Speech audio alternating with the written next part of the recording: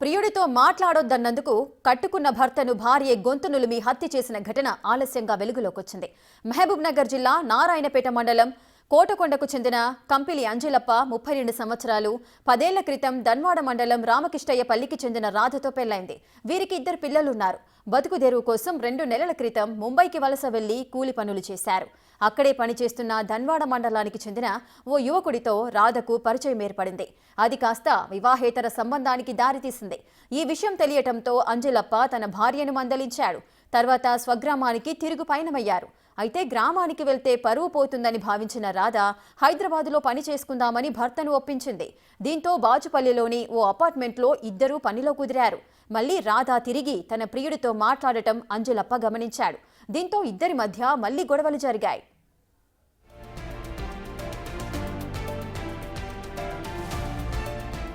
ఈ క్రమంలో గత నెల 23న రాత్రి అంజలప్ప మద్యం తాగింటికొచ్చాడు. బాచుపల్లిలోని తాముంటున్న గుడిసెలో తాగిన మైకంలో పడుకొని ఉన్న భర్త గొంతు నులిమి హత్య చేసింది రాధ. ఆ తర్వాత ఏమీ తెలియనట్లుగా పక్కనే ఉన్న వేరే గుడిసెలో పడుకుంది. తెల్లవారుజామున లేచి తన భర్త చనిపోయాడని రోధిస్తూ ప్రైవేట్ అంబులెన్స్లో మృతదేహాన్ని కోటకొండకు తీసుకొచ్చింది. అయితే మృతుడి సోదరుడు, ఇతర కుటుంబ సభ్యులు అనుమానం వ్యక్తం చేస్తూ నారాయణపేట రూరల్ పోలీసులకు ఫిర్యాదు చేశారు.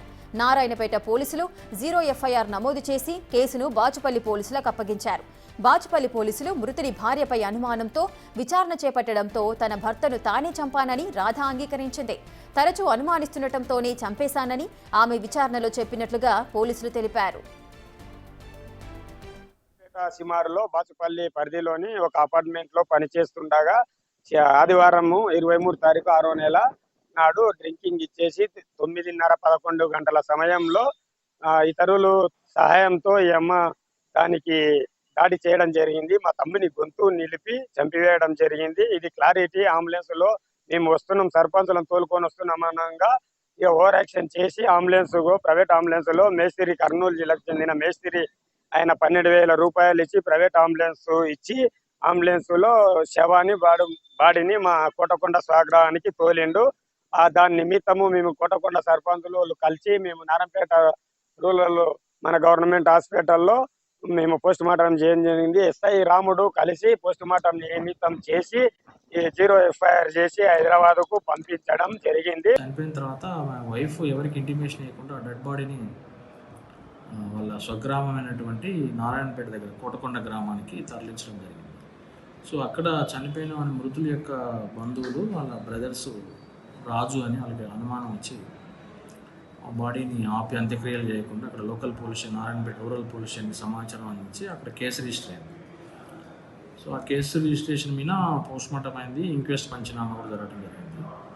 సో దాని తర్వాత మాకు 0 ఎఫ్ఐఆర్ చేసి అది బాచుపల్లి పోలీస్ స్టేషన్కి వచ్చింది. మేము ఫర్దర్ ఇన్వెస్టిగేషన్ కోసం సిటీ ఫైల్ టేకప్ చేసి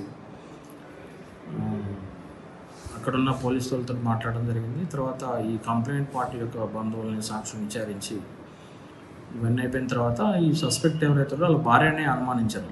ఆ భార్యని పోలీస్ స్టేషన్కి ఉమెన్ కాన్స్టేబుల్ పంపించి తీసుకురావడం జరిగింది. తీసుకుని విచారణలో భాగంగా ఆమెను విచారిస్తే ఆమె నేరాన్ని ఒప్పుకున్నది. ఆమె చంపినది థ్రాట్లింగ్ చేసి గొంతు నులిమి చంపినని చెప్పేసి ఒప్పుకోవడం జరిగింది. ఎందుకు రీజన్ ఏంటంటే మోటివ్ ఆమె తాగుడికి బానిస అయినాడు, ఇంకోటి అనుమానిస్తాడు, కొడతాడు, తిడతాడు, ఆ హరాస్మెంట్ని తట్టుకోలేకనే నేను చేసిన అని చెప్పి చెప్తాను. సో ఆయన ఆల్కహాల్ తీసుకున్న తర్వాత పడుకున్నాక గొంతు నులిమి చంపేసింది. మళ్ళీ ఏం తెలియనట్టు జనరల్గా హెల్త్ వాళ్ళే చనిపోయింది అని చెప్పేసి క్రియేట్ చేసి ప్రైవేట్ అంబులెన్స్ పిలిపించుకొని బాడీని ఇక్కడి నుంచి నిజాంపేట నుంచి నారాయణపేటకి తీసుకెళ్ళారు. ప్రియుడితో మాట్లాడొద్దన్నందుకు కట్టుకున్న భర్తను భార్య గొంతు నులిమి హత్య చేసిన ఘటన అయితే ఆలస్యంగా మహబూబ్ నగర్ లో వెలుగులోకి వచ్చింది. దీనికి సంబంధించిన పూర్తి డీటెయిల్స్ మా ప్రతినిధి శంకర్ అందిస్తారు. శంకర్, ఈ ఘటనకు సంబంధించి పోలీసులు ఏమంటున్నారు? రాధపై ఎటువంటి కేసులు నమోదు చేశారు? ఎందుకంటే ఆమెను ఒప్పుకుంటుంది నేనే చంపేశాను అని. సో ఎటువంటి శిక్ష పడే అవకాశాలు ఉంటాయి? నారాయణపేట జిల్లాలో దారుణం చోటు చేసుకుందని చెప్పవచ్చు. ప్రియుడితో మాట్లాడొద్దని చెప్పినందుకు కట్టుకున్న భర్తనే కడితేసిన ఘటన వెలుగులోకి వచ్చింది. ఈ నేపథ్యంలో ముఖ్యంగా నారాయణపేట జిల్లాకు సంబంధించినటువంటి కోటకొండకు చెందినటువంటి అంజలప్పకు, అదేవిధంగా ధర్మాడ మండలం రామకృష్ణయ్యపల్లికి చెందినటువంటి రాధతో వీరిద్దరు కూడా వివాహం జరిగింది. మొత్తంగా వీరిద్దరూ అదే విధంగా కుటుంబ నేపథ్యం కూడా బతుకుదెరువు కోసం 2 నెలల క్రితమే ముంబైకి ఇక్కడ వలస వెళ్లారు. ఇదే క్రమంలో అక్కడ ధన్వాడ మండలానికి సంబంధించినటువంటి ఒక యువకుడితో ఎఫ్ఐఆర్ పెట్టుకోవడంతో దీన్ని పూర్తిగా సీరియస్ గా తన భార్యను మందలించాడు అంజలప్ప. ఇట్లాంటి చేయకూడదు, చాలా సీరియస్ గా ఉంటుందని చెప్పి కూడా ఆమెను మందలించడంతో పూర్తిగా ఆమె దీన్ని ససేమిరా ఒప్పుకున్నటువంటి పరిస్థితి కనిపించింది. ఇక తనకంటే చిన్నవారైనటువంటి వాడితో వివాహ సంబంధం పెట్టుకోవడంతో భర్త పలుమార్లు ఇదే విషయం పైన కూడా ఆమెను పూర్తిగా మందలిస్తూ వచ్చాడు. అయితే ఇదే క్రమంలో కూడా ఆ పైన ఇదంతా ఇక్కడ జరుగుతుంది కాబట్టి ఇది ఇలాగే కొనసాగితే భవిష్యత్తులో ఇబ్బందులు అవుతానే క్రమంలో కూడా స్వగ్రహానికి తిరుగు ప్రయాణం అయ్యారు. కానీ అంజలప్ప ఇంటికి వెళితే అసలు ఎందుకోసం తిరిగి వచ్చారని చెప్పి బంధువులు అదే విధంగా గ్రామస్తులు అడుగుతారనే నేపథ్యంలోనే వేరే చోట ఎక్కడైనా సరే పని చూసుకోవాలనుకున్నారు. ఇదే క్రమంలో భార్య కూడా హైదరాబాద్ వెళ్దాం, అక్కడ పని చేసుకుంటామని చెప్పి చెప్పింది. దీంతో బాచుపల్లిలోకి వెళ్లారు. ఒక అపార్ట్మెంట్ వద్ద పని చేస్తూ కూడా ఉన్నారు. వీళ్ళకి గుడిసె అద్దెకు తీసుకోవడంతో పాటు అక్కడనే పనిచేస్తూ ఉన్నారు. కానీ ఇదే మళ్ళీ తిరిగి రాధా యువకుడితో మాట్లాడడం అంజలప్ప పలుసార్లు గమనించినట్టుగా తెలుస్తుంది. దీంతో అంజలప్ప సీరియస్ గా ఆమెను చేసుకోవడంతో పాటు గొడవకు దిగాడు. ఈ క్రమంలోనే మొత్తంగా ఈ నెల 23న అంజలప్ప మద్యం తాగి ఇంటికి వచ్చాడు. ఇదే క్రమంలో ఇద్దరి మధ్య మరొకసారి తిరిగి గొడవ ప్రారంభమైంది. ఏమైనా సరే తన భర్తను అడ్డు తొలగించుకోవాలనుకున్నటువంటి క్రమంలో మొత్తంగా ఆయన ఎక్కువగా తాగి వచ్చి ఇంట్లో పడుకున్నటువంటి సమయంలో భార్య గొంతు నులిమి చంపి అంజలప్పను హత్య చేసినట్టుగా తెలుస్తుంది. ఓవరాల్ గా ఇదంతా కూడా ఒక అంటే తను చేసినటువంటి పనిని బయటికి తెలియకుండా భర్తను చంపిన తర్వాత తన భర్త తనను ఇబ్బంది పెడుతున్నట్టు పక్కనే ఉన్నటువంటి అపార్ట్మెంట్ కి వెళ్లి అక్కడ నైట్ మొత్తం ఉండి ఉదయాన్నే అక్కడికి చేరుకున్నటువంటి రాధ తన భర్త చనిపోయాడంటూ రోధిస్తూ ఒక కొత్త డ్రామాకు తెరలేపింది. ఇదే క్రమంలో అక్కడ నుంచి తన భర్తను స్వగ్రామానికి తీసుకువెళ్లే క్రమంలో ఒక ప్రైవేట్ అంబులెన్స్ కూడా మాట్లాడుకోవడం జరిగింది.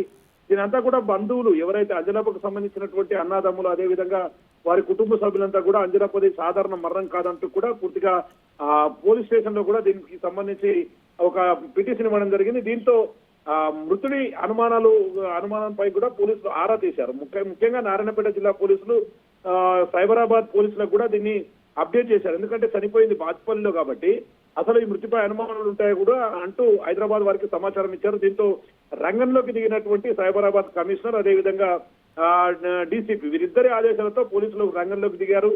రాధను అదుపులోకి తీసుకున్నారు. అసలు ఏం జరిగిందనే క్రమంలో కూడా మొత్తం రాధను విచారించినటువంటి సిచ్యువేషన్. పోలీసుల విచారణలో ఆమె క్లియర్ కట్ గా తన భర్తను తనే చంపినట్టుగా విచారణలో ఒప్పుకుంది. భర్త పలుమార్లు అనుమానాలకు పోతున్నాడు, తనను హింసిస్తున్నాడు అంటూ విచారణ చెప్పినట్టుగా తెలుస్తుంది. ఏదేమైనప్పటికీ చాలా రోజులుగా అంటే ఉమ్మడి పాలమూరు జిల్లా వ్యాప్తంగా గద్వాల ఘటన, ఆ గద్వాలలో 2-3 ఘటనల తర్వాత చాలా చోట్ల కూడా పీడికి విషమిచ్చి చంపడం ఇట్లాంటి కాన్సెప్ట్లన్నీ కూడా ఓవరాల్ గా జరిగిపోతున్నాయి. ఇదే తరహాలో ఒక్కసారిగా నారాయణపేట జిల్లాలో ఈ ఘటన చోటు చేసుకోవడంతో మరోసారి ఒకవైపు అందరూ కూడా ఆగ్రహం వ్యక్తం చేస్తున్నారు. మరోవైపు అమాయకుడైనటువంటి అంజలప్పను చంపినందుకు రాధను కఠినంగా శిక్షించాలంటూ కూడా పోలీసులకు పూర్తిగా వారి కుటుంబ సభ్యులు అయితే చెప్తున్నారు. ఇప్పటికి రాధ పైన అయితే పలు కేసులు నమోదైనట్టుగా తెలుస్తుంది. మరి రాధకు సంబంధించి రిమాండ్ అదే విధంగా ఆమెకు ఎలాంటి శిక్షలు పడతాయనేది మాత్రం వేచి చూడాల్సిన అవసరం అయితే ఉంది. Rekha. Right, thank you Shankar, thanks for the details.